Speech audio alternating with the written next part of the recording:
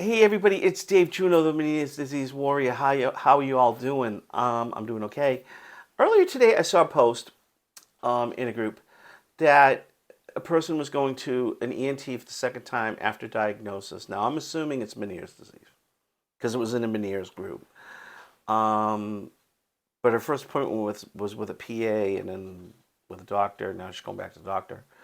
And they wanted to know what questions they should ask. Um, and really, there's probably a ton of questions. But what you really should do when you go see a doctor, time you see a doctor, is have some sort of a journal like this, like what I have, and I've made videos about my journal.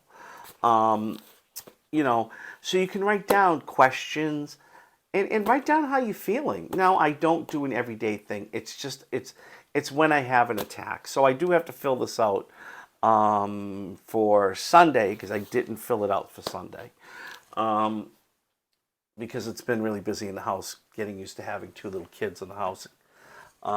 Again, I'm 56. My wife is 60. Um, we already raised our children. Now we're helping my oldest boy raise his kids. Um, so, yeah, I didn't get a chance to write it in, but that's something you might want to do is write down, like when you have an attack. Hey, March 28th, 2023, I had vertigo for X amount of hours. I was nauseous. Tinnitus was ramped up. I couldn't hear out of my affected ear. Things like that. And then if you got questions, you know, ask the doctor what kind of rescue med what kind of rescue med do you recommend for me to take when I get one of these spells. Some doctors will just give you meclizine, others will give you Valium or Klonopin or something like that. If they do offer you Klonopin, ask them for Valium. Klonopin is very addictive, very, very addictive. And the other thing is, ask them if you should be on a regimen of a low dose um, Valium, like every day. That's another good thing because I know some people that works for them. It helps them. They'll take 2 milligrams of Valium a day, and it helps them because Valium, calms the nerves down. Well, you know what? You get signal nerves going into your brain. It sends a signal saying, "Hey, I can't focus." So that'll calm it down. So it didn't work for me, but I know people that it has. So you might want to ask that question. Another question is, should I be doing vestibular rehab? And that's going to retrain your brain to balance better and things like that. Depending upon your hearing loss, should I have a hearing aid? I probably should have a hearing aid, but I don't because I don't know how long I'm going to have hearing in the right ear. I notice it's getting worse and worse, and I don't want to waste the money. So I won't do that right now until it settles. Once it settles straight line, then boom, I'll get it. Um, and if it doesn't settle straight line, then I'll get the cochlear implant. But that's just me. But you could ask a doctor that. Should I have um, should I have a hearing aid?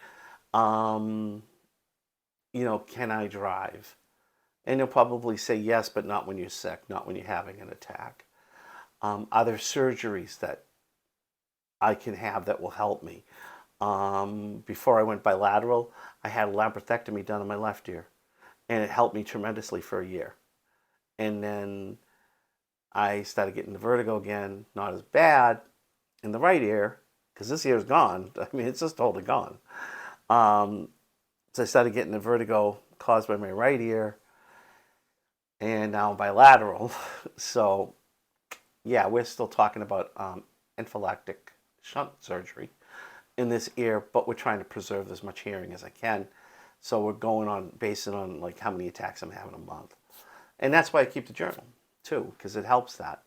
So these are all things you want to ask. Is there surgeries that you can do? Because there is labyrinthectomy, um, anaphylactic decompression surgery. I don't know if they put a shunt in at the same time. That is one thing I don't know.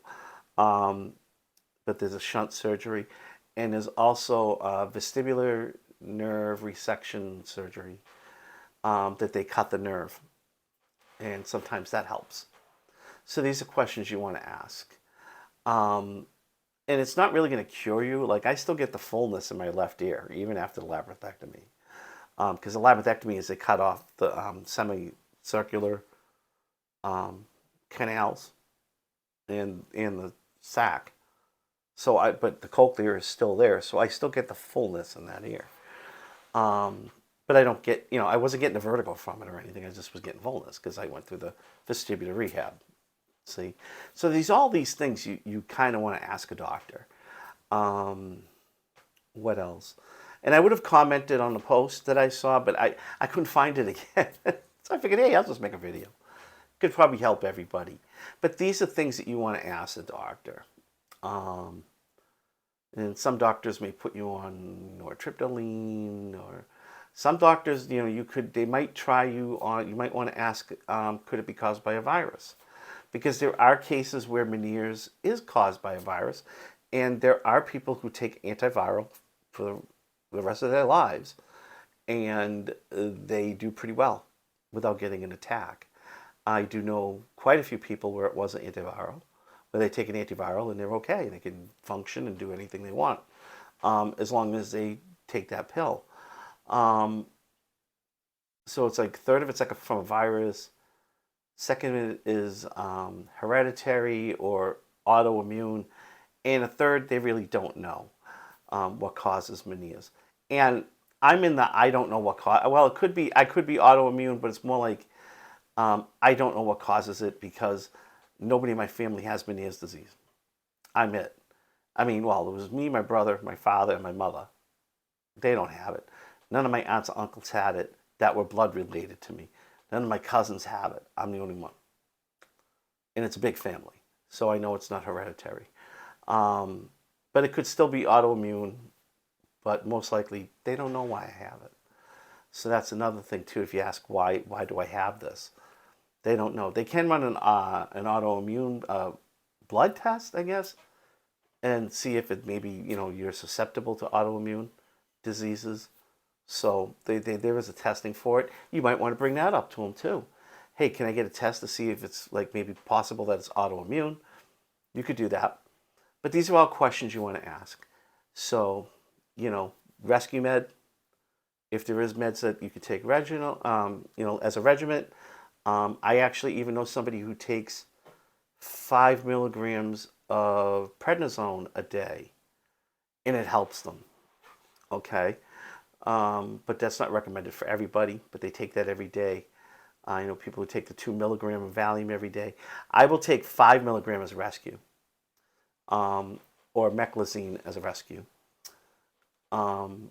So you want to ask about, regimen of medications, rescue pills, surgeries, vestibular rehab, even tubes, getting a tube put in your ear. I have a tube in this ear. And over the last 6 weeks, because I got that stupid virus, cold virus, that takes forever to go away. Today is like the first day I am really not coughing a lot, and coughing up phlegm and wheezing. But that tube came in so handy. I mean, the fluid, I could feel the fluid coming out. So that was one good thing about having that tube. And the tube is there for the middle ear. Middle ear, your station tubes are attached to that. Now, if your station tubes are deformed, you're going to get fluid backed up. And what's going to happen is you're going to get pressure. You're going to get pressure on your eardrum, and you're going to get pressure on your cochlear. And if you get pressure in your cochlear, fluid will build up, and yeah, you can get vertigo. So it's not as an only preserve my hearing, but it's also to prevent that type of pressure. Now, there's fluid in the cochlea that ruptures, which is different, okay, than fluid backing up in your station tubes. But if you've got something pressing on your station tubes and you've got enough pressure there, believe me, you can get an attack. And I know I had this debate with somebody, and I just wasn't going for that because here's this person just really knows nothing about Meniere's disease, lot of a group, and every time I post a video, he's thinking I'm the next best thing. And you know what? I'm sorry to disappoint you, but I'm not an expert. I go by my experiences. So these are things you might want to ask, okay? And on that note, hey guys, better days are coming. And I hope to talk to you all soon. Take care, and take care of each other. And let's pray for a better tomorrow. Take care, everybody.